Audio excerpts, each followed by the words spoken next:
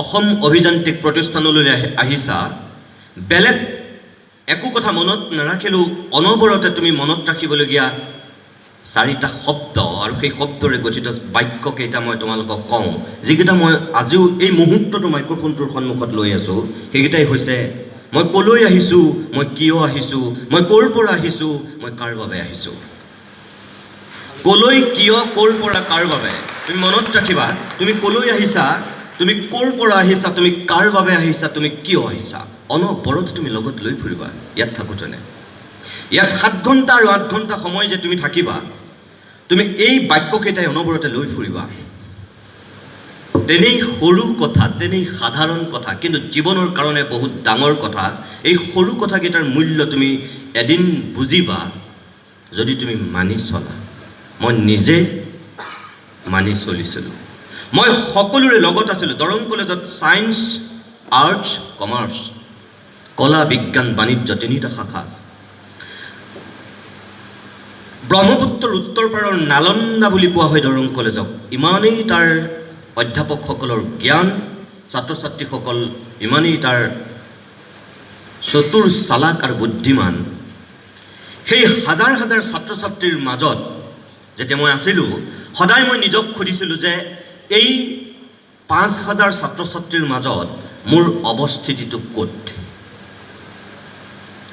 ডিপাৰ্টমেণ্টৰ মাজত যেতিয়া 100 ছাত্ৰ ছাত্ৰী আছিল, মই ভাবিছিলোঁ যে এই ক্লাছৰুমটোৰ ভিতৰত মোৰ গুৰুত্ব ক'ত।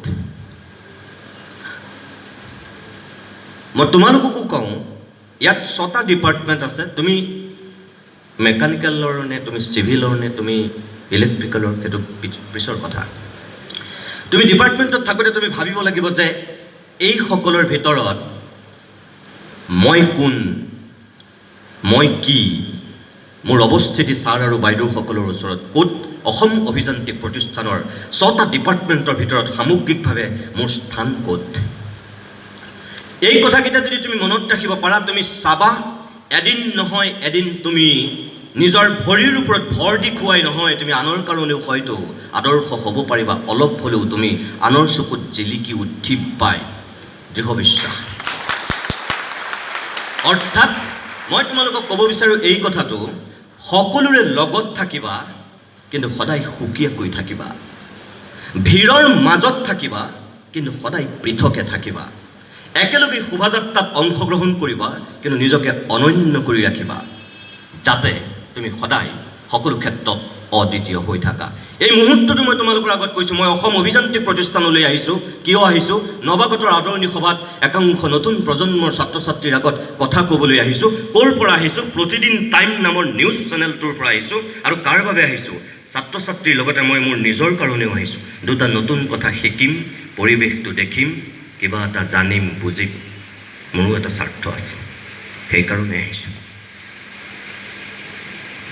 7টাকৈ নিউজ চেনেল আছে, 7টাকৈ নিউজ চেনেলৰ 7জনকৈ এডিটৰ আছে, কিন্তু মাতি আনিছে প্ৰতিদিন টাইমৰ এডিটৰ। গতিকে মোৰ এটা ইয়াত দায়িত্ব আছে।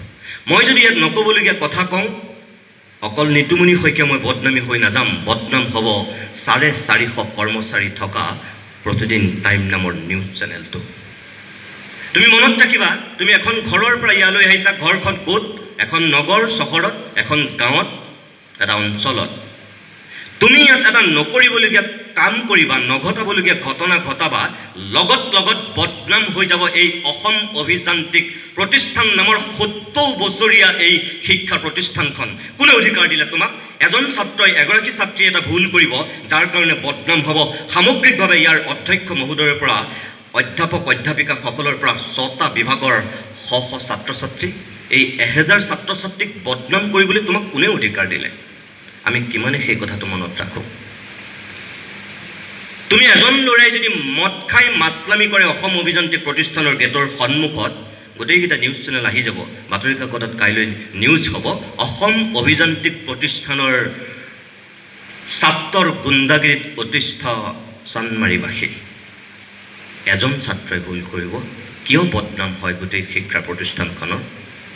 সেই কথাটো তুমি কিমানে মনত ৰাখা? তুমি ইয়াত বেয়া কাম কৰিছা, লগে লগত বদনামী হৈ যায় তোমাৰ মা আৰু দেউতাৰ। সেই নিষ্পাপ কোনো দোষ নথকা সেই মানুহহালক কিয় আমি বদনামৰ ভাগি কৰোঁ? কোনে দিলে সেই অধিকাৰ? তোমাকতো কেতিয়াও আপদ আৰু বিপদ বুলি ভাবি 6 ঘণ্টা বা 7 ঘণ্টা সময়ৰ কাৰণে তোমাক তেওঁলোকৰ কাষৰ পৰা আঁতৰত ৰখা নাই। তোমাক ৰাখিছে 6 ঘণ্টা 7 ঘণ্টা সময়ৰ কাৰণে তেওঁলোকে সম্পদ কৰিবৰ কাৰণে। নিজৰ এটা সপোন কৰি পঠিয়াইছে তোমাক ইয়ালৈ, আৰু তুমি ইয়ালৈ আহি কি কৰিছা? এক দুঃস্বপ্ন হৈ পেলাই তেওঁলোকৰ কাষলৈ উভতি গৈছা। কোনে দিলে সেই অধিকাৰ? এই কথাটো মৰ্মে মৰ্মে উপলব্ধি যিসকল ছাত্ৰ ছাত্ৰীয়ে কৰে তেওঁলোকৰে জীৱন ভাল হয়।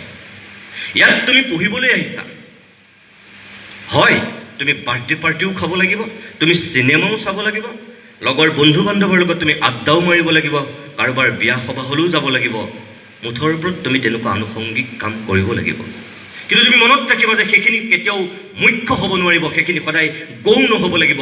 মুখ্য আৰু প্ৰথম আৰু প্ৰধান তোমাৰ দায়িত্ব হ'ব পঢ়া। ইয়ালৈ যে আহিছা তুমি অকল পঢ়িবই লাগিব। তুমি যিটো ডিপাৰ্টমেণ্টত সোমাইছা তুমি হাড়ে হিমজুৱে নিজকে উৎসৰ্গা কৰা সেই সময়খিনিত। হাতে হাতে তোমালোকৰ মোবাইল আছে। আজৰি সময়ত তুমি ফেচবুক আৰু হোৱাটছআপ কৰাতকৈ যদি তুমি বেছি সময় লাইব্ৰেৰীত কটোৱা বা তুমি কোৰ্চৰ কিতাপখনৰ মাজত সোমোৱা, অন্ততঃ তুমি দুটা কথা নতুনকৈ জানিবা, নতুনকৈ বুজিবা। সেই চিন্তাৰে যেতিয়া আমি উদ্বুদ্ধ হ'ব পাৰোঁ, আমি আগবাঢ়িব পাৰোঁ, তেতিয়া তুমি চাবা তুমি নিজৰ ক্ষেত্ৰখনৰ লগতে আন দিশতো তুমি আগুৱাই গৈছা। কলৈ, কিয়, ক'ৰ পৰা, কাৰ বাবে, এই 4টা শব্দৰে গঠিত এই বাক্যকেইটা যিবিলাক মানুহে নিজৰ জীৱনত সম্পৃক্ত কৰিব পাৰে, সেই মানুহবিলাকেই প্ৰকৃত মানুহ হয়। তুমি অকল ছাত্ৰ ছাত্ৰীৰ ক্ষেত্ৰতে যে এইকেইটা প্ৰযোজ্য হয় তেনেকুৱা নহয়। দেশৰ প্ৰধানমন্ত্ৰীৰ পৰা অসমৰ মুখ্যমন্ত্ৰীৰ পৰা চতুৰ্থ বৰ্গৰ কৰ্মচাৰীজনলৈকে যদি তুমি মনত পেলোৱা, তোমালোকৰ প্ৰতিষ্ঠানৰ অধ্যক্ষ মহোদয়ৰ পৰা ইয়াৰ একেবাৰে শেষৰ নিম্ন বৰ্গৰ কৰ্মচাৰীজনলৈকে যদি তুমি মনত পেলোৱা, সকলোৱে জীৱনৰ লগতে এইকেইটা খাপ খায়। ইয়াত থাকে দায়বদ্ধতা, ইয়াত কোনো ফাঁকিৰ স্থান নাথাকে। ইয়াত থাকে কৰ্তব্যবোধ, ইয়াত কোনো ফাঁকিৰ স্থান নাথাকে। মই কলৈ আহিছোঁ? মই ইয়ালৈ আহিছোঁ। অধ্যাপকসকলৰ পৰা, ছাত্ৰ ছাত্ৰীৰ পৰা, অধ্যক্ষ মহোদয়ৰ পৰা সকলোৰ ক্ষেত্ৰত প্ৰযোজ্য হয়। মই যদি 9 বজাত আহিব লাগে, মই 9 বজাত আহিমেই। কেতিয়াও মই 9:30 বজাত বা 10 বজাত উপস্থিত নহওঁগৈ। মই যদি ইয়াত 7 ঘণ্টা থাকিব লাগে, মই 7 ঘণ্টা থাকিমেই। মই কেতিয়াও 4 ঘণ্টা থাকি পাল নামাৰোঁ। কিন্তু আমাৰ দুৰ্ভাগ্য, সেই কামখিনি আমি নকৰোঁ। গৰিষ্ঠ সংখ্যক মানুহে আমাৰ নকৰে। আজি অসমৰ যিবিলাক দুৰ্যোগ, অসমৰ যিবিলাক সমস্যা, আমি নেতা বহুত পাইছোঁ, কথা কোৱা মানুহ আমি বহুত পাইছোঁ, কিন্তু যিটো আন্তৰিকতা লাগে সেই সমস্যা সমাধানৰ কাৰণে, সেই আন্তৰিকতা আমি কিমানজন নেতাৰ পৰা পাইছোঁ? সকলোতে কেৱল জনপ্ৰিয়তা অৰ্জন কৰাৰ মানুহৰ এক মনোবৃত্তি। কি সামাজিক নেতৃত্বলৈ চোৱা, কি ৰাজনৈতিক নেতৃত্বলৈ চোৱা, কি সাংস্কৃতিক ক্ষেত্ৰখনলৈ চোৱা, কি সাহিত্যৰ জগতখনলৈ চোৱা, গৰিষ্ঠ সংখ্যক মানুহৰ মাজত তুমি এতিয়া দেখিবলৈ পাবা কেৱল ভণ্ডামি, ভ্ৰষ্টাচাৰ। গৰিষ্ঠ সংখ্যক মানুহ। কিয়? এই শিক্ষাৰে আমি নিজকে কেতিয়াও শিক্ষিত কৰিব নোৱাৰোঁ। আমি অকল কোৰ্চৰ মাজত আবদ্ধ থকা একোজন যন্ত্ৰ সদৃশ মানুহ। মুখস্থ কৰিছোঁ, অকল কোৰ্চৰ কিতাপ পঢ়িছোঁ, সেই জ্ঞানখিনি লৈছোঁ, জীৱনৰ বাটত বাট বুলিছোঁ। তাৰ বাহিৰেও যে এখন বেলেগ পৃথিৱী আছে, তাৰ বাহিৰেও যে তোমাৰ কাৰণে এক দায়িত্ব আছে, কৰ্তব্যবোধ আছে, সেয়া গৰিষ্ঠ সংখ্যক মানুহে পাহৰি যায়। সেইকাৰণেই আমাৰ সমাজ ব্যৱস্থালৈ এতিয়া ধূসৰ ছবি নামি আহিছে সকলো ক্ষেত্ৰত। কি শিক্ষা, কি স্বাস্থ্য, কি সংস্কৃতি, কি ক্ৰীড়া, কি ধৰ্ম, কি বিজ্ঞান, তুমি সকলোতে চোৱা। 1991 চনৰ পিছত যি মুক্ত অৰ্থনীতিৰ প্ৰৱেশ ঘটিল, গোটেই বিশ্বখন এখন গাঁৱলৈ ৰূপান্তৰিত হ'ল। আমি সকলোবিলাক দুৱাৰ খিৰিকী খুলি দিলোঁ, সকলো হুৱাই সোমাই আহিল। মই তোমালোকক প্ৰশ্ন কৰোঁ, নতুন প্ৰজন্মৰ প্ৰতিনিধি হিচাপে, মোক যিটো বস্তুৱে আমনি দি থাকে, আমি দুৱাৰ খিৰিকী খুলি দি হুৱাই সোমাই আহিবলৈ আমি ঠিকেই সুবিধা কৰি দিলোঁ, কিন্তু আমাৰ ইয়াত থকা বস্তুবিলাক হুৱাই বাহিৰলৈ উলিয়াই নিবৰ কাৰণে আমি কিমান কি কৰিলোঁ? যিবিলাক সোমাই আহিল, সোমাই অহাবিলাকে আমাৰ সকলোবিলাক এফালৰ পৰা এতিয়া চেছ কৰি আনিছে, খতম। কিন্তু যিবিলাক আমাৰ আছিল সেইবিলাকোতো আমি বাহিৰলৈ নিব পাৰিব লাগিছিল। একেই মুক্ত অৰ্থনীতি, মুক্ত বাণিজ্য, গোটেই পৃথিৱীখন বিশ্বায়নৰ কবলত পৰি যেতিয়া এখন গাঁৱলৈ ৰূপান্তৰিত হৈছে, আজি তুমি KFC তুমি যদি খাবলৈ পাইছা, তুমি যদি আজি চিৰা মুড়ি দৈ ঠাইত যেতিয়া তুমি কেলগছ কৰ্ণফ্লেক্স যেতিয়া তুমি দিছা, মেগী যেতিয়া খাবলৈ দিছা চামুচত, তেনেহ'লে বেলেগকো আমি দিব লাগিছিল যে আমাৰো কিছুমান নিজা কৃষ্টি সংস্কৃতি খাদ্য সম্ভাৰ আছে, সেইবিলাকো কিন্তু তৃপ্ত খাদ্য সামগ্ৰীয়ে পেলাই দিবলগীয়া নহয়, সেইবিলাক আমি নিব পাৰিলোঁ নে নাই?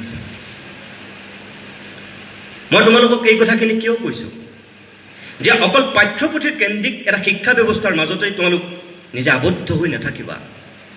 তাৰ লগে লগে আমি যিহেতু মানুহ হিচাপে জন্মগ্ৰহণ কৰিছোঁ, গতিকে আমাৰ মানুহ হিচাপে কিছু দায়িত্ব আছে। আমি জীৱশ্ৰেষ্ঠ বুলি কওঁ নিজকে। যদি খাই বৈ জীয়াই থকাটোৱেই জীৱন হয়, গৰু ছাগলী কুকুৰ মেকুৰীও খাই বৈ জীয়াই থাকে। কুকুৰ মেকুৰী গৰু ছাগলীৰ লগত মানুহৰ পাৰ্থক্য ক'ত তেনেহ'লে? ইয়ালৈ আহিছা এটা ডিপ্ল'মা ল'বা তোমালোকে, কোনোবা ইয়াৰ পিছত তোমালোকে আকৌ হয়তো ইঞ্জিনিয়াৰিং কলেজত তোমালোকে ডিগ্ৰী ল'বা, তাৰপিছত কাৰোবাৰ চাকৰি হ'ব, কোনোবাই বিয়া পাতিব, ঘৰ সাজিব, সংসাৰ হ'ব, বছ তাতেই সকলো শেষ। মই তোমালোকক কওঁ যে মই সেই চিন্তাৰে উদ্বুদ্ধ হৈ জীৱন চলোৱা মানুহ নহয়। এজনী ধুনীয়া ছোৱালীক বিয়া পাতি, এটা ধনৱান ল'ৰাৰ লগত বিয়া হৈ, 2-3খন গাড়ী, এটা অট্টালিকা, তাৰপিছত 2টামান ল'ৰা ছোৱালী, সেইটোৱেই কেতিয়াও মানুহৰ জীৱনৰ লক্ষ্য হ'ব নোৱাৰে। তুমি যিহেতু মানুহ হিচাপে জন্মগ্ৰহণ কৰিছা, তোমাৰ বেলেগ কিছু দায়িত্ব থাকিব লাগিবই। মই যে কৈছিলোঁ আৰম্ভণিতে মই কোন, মই কি, সেই কথাটো উপলব্ধি কৰাৰ লগে লগে নিজক মই প্ৰতিষ্ঠা কৰিছোঁ ঠিকেই, আনকো মই কি দেখুৱাইছোঁ। মানুহ হিচাপে প্ৰথম কৰ্তব্য কিন্তু সেইটো। সমাজখনলৈ তোমাৰ সামান্য পৰিমাণে হ'লেও কিবা এটা নহয় কিবা এটা অৱদান থাকিব লাগিবই। তুমি যিহেতু মানুহ, কুকুৰ মেকুৰীহে খাবৰ কাৰণে সংগ্ৰাম কৰি জীয়াই থাকে, আমি অকল খাবৰ কাৰণে জীয়াই থাকিম নেকি? তেনেহ'লে আমি জীৱশ্ৰেষ্ঠ ক'ত? সেইখিনি কৰিবলৈ যাওঁতে তোমাক যিখিনি গুণ, যিখিনি দক্ষতা, যিখিনি যোগ্যতাৰ প্ৰয়োজন হ'ব, সেইখিনি তুমি আয়ত্ব কৰিব পাৰিব লাগিব। ইয়াত মনত ৰাখিবা, এজন মানুহৰ দক্ষতা আৰু এজন মানুহৰ যোগ্যতা বেলেগ বস্তু। কিছুমানে অকল যোগ্যতাহে অৰ্জন কৰে আৰু কিছুমানে অকল দক্ষতাহে অৰ্জন কৰে, যোগ্যতা তেওঁলোকে পাহৰি যায়। মই বিচাৰোঁ এজন মানুহৰ যোগ্য